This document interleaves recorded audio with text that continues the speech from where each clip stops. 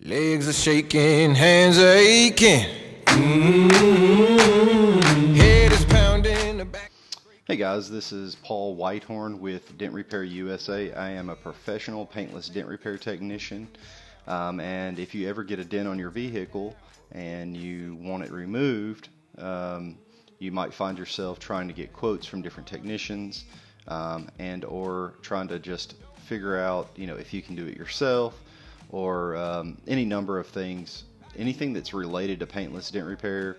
Essentially, we're going to be describing here. This will also be helpful for technicians that are wanting to learn paintless dent repair and help you kind of see what on a typical the types of repairs that we're running into, how we're solving these problems, and ultimately how much something should cost based upon size, location, type of metal, and those sorts of things. So really, this is my very first, vlog. Essentially, I got a green screen. I got some basic editing tools.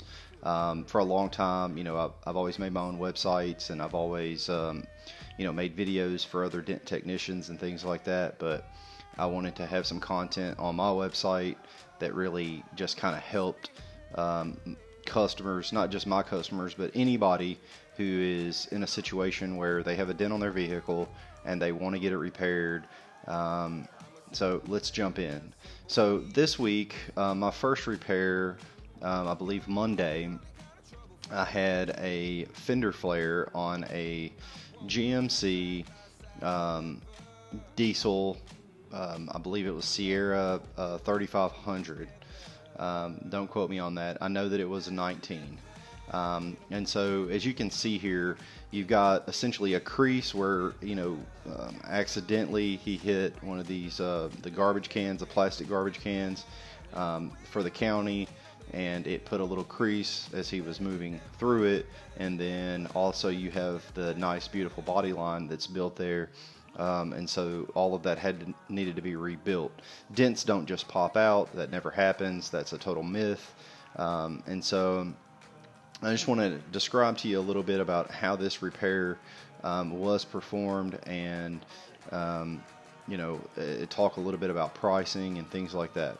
So essentially, every dent and every vehicle, and usually on multiple different panels, you'll have different types of metals. Okay, so in this case, this is a high strength steel. It needs to be a little bit stronger, okay, than the rest of the vehicle. This is nothing like, let's say, the exact same vehicle's fender or door.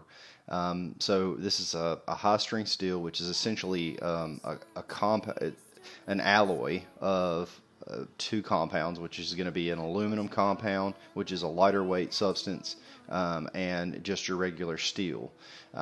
The vehicles that we have nowadays, the industry is going towards the aluminum, and the aluminum is very difficult to work with, primarily because, like when you're working metal, when you're just, let's say I'm working, so I worked 3 classic cars this week. I worked a 66 Mustang, and then I worked a 72 Chevelle. Okay, that metal is actually real metal. Okay, and when you're pushing on it, and it's just giving it to you, right? It just, as you push, it does it. You push it, it stays. That's it. Aluminum isn't that way. Aluminum, and on a micro level, when you push steel, it essentially will leave a little mark. Okay, that's what you want, right? So you're essentially creating thousands of little marks that are bringing it up slowly. So, you have a trough that's the bottom, and you begin to work that, okay? And you really need to know what you're doing, or you'll crack paint and create additional problems. And so what you're doing is, over thousands and thousands of little pushes, you're bringing that dent slowly up, okay? And it's like shooting pool, okay? It's more, in mathematical terms, it's more accustomed to, or akin to rather, geometry, okay? So if you've got a crease, you can't deal with it the same way that you deal with a circular dent, or even some of these really complex dents.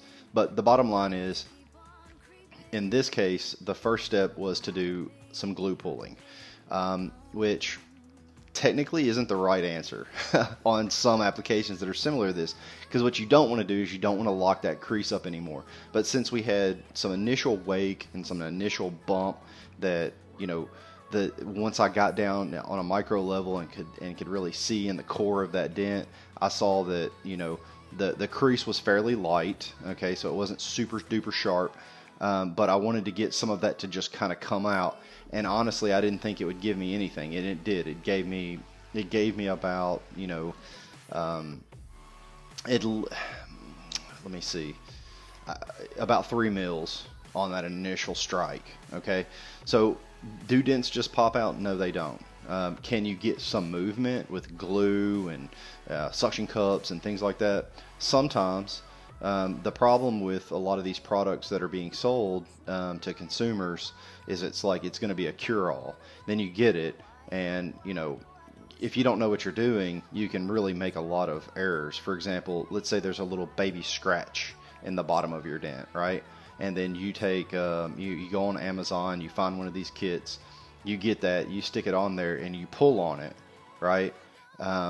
It's going to pull the paint. It's going to, now you've got an adhesive on top of a paint piece that's missing, right? So when it pulls up, it's going to grab all that stuff and just rip it out, okay?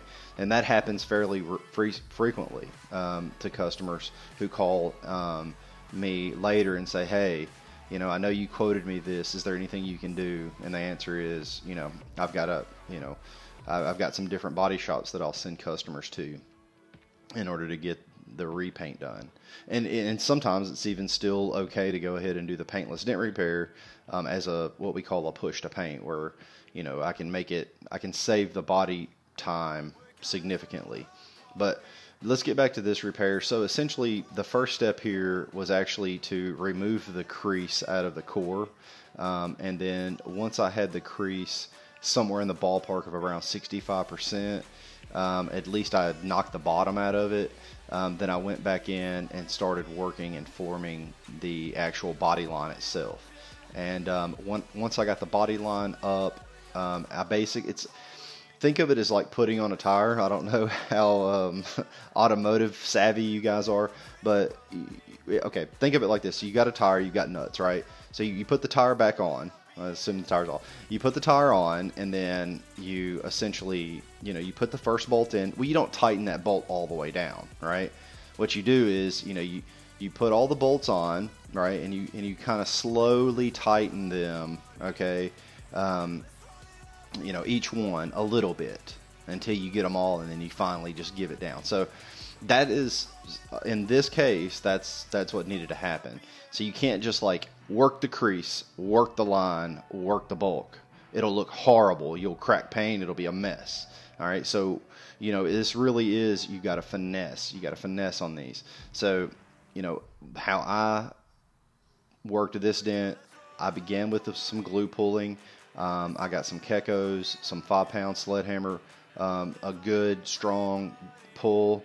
It got up a large portion of what I call the bulk. And then I was able to get on the line of the crease, pull that crease out, and then go and build the line. And so I would say I pulled 60% of the crease out, and then I built 30% of the line. Then I went and grabbed another 10% of that crease, right? And then I went and worked some of the bulks, so some of that crown and all of that stuff. I started to kind of begin to doing some tapping down and things like that. So the bottom line, a piece like this was around $350 to repair.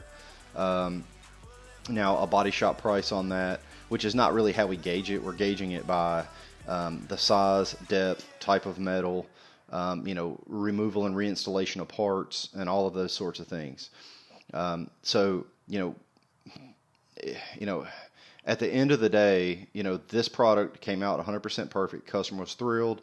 As you can see, it took me about 2.5 to 3 hours to make this repair possible. So let's move on to the next dent. Legs are shaking, hands are aching. Head is pounding. pounding, the back is breaking. The more I give, the more they're taking. I'm broken down.